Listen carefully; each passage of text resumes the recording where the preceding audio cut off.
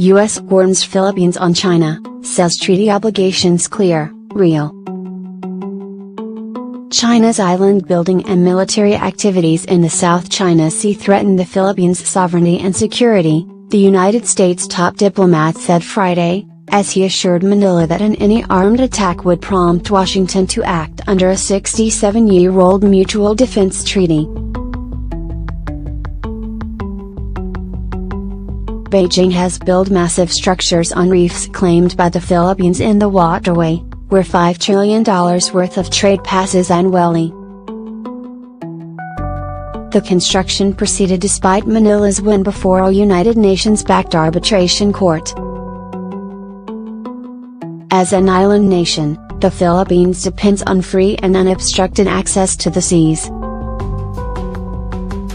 China's island building and military acts in the South China Sea threaten your sovereignty, security and therefore economic livelihood, as well as that of the U.S. U.S. Secretary of State Mike Pompeo said in a joint press conference with Philippine Foreign Affairs Secretary Teodoro Locsin Jr. As the South China Sea is part of the Pacific, any armed attack on Philippine forces, aircraft or public vessels in the South China Sea will trigger mutual defense obligations under Article 4 of our Mutual Defense Treaty, Pompeo said. Washington's top diplomat added, "Our commitments under the treaty are clear. Our obligations are real." The South China Sea is certainly part of an important body of water for freedom of navigation, he said. Locsin said calls to review the Mutual Defense Treaty would require further thought. He said there must be a sincere desire between the two parties to help and be helped. My own view, it is a dynamic exchange that's going on in government. My own view is no. In the old theory of deterrence, in vagueness lies the best deterrence.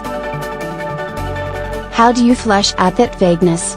In repeated assurances by the United States that in the event active aggression is committed against the Philippines, I don't believe going down into the details is the way the sincerity of the American commitment will be shown, he said.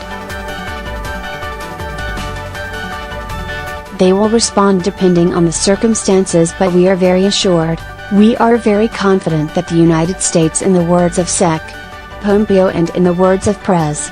Trump to our president, we have your back, he said. President Rodrigo Duterte refused to flaunt Manila's victory before the Permanent Court of Arbitration and instead sought to repair economic and diplomatic ties with China. The ruling was handed down a few months after Duterte took over from former President Benigno Aquino III, who initiated the arbitration proceedings. During Chinese President Xi Jinping's state visit to the Philippines last November, Manila and Beijing entered into a memorandum of understanding to arrive at an agreement on gas in the disputed waters.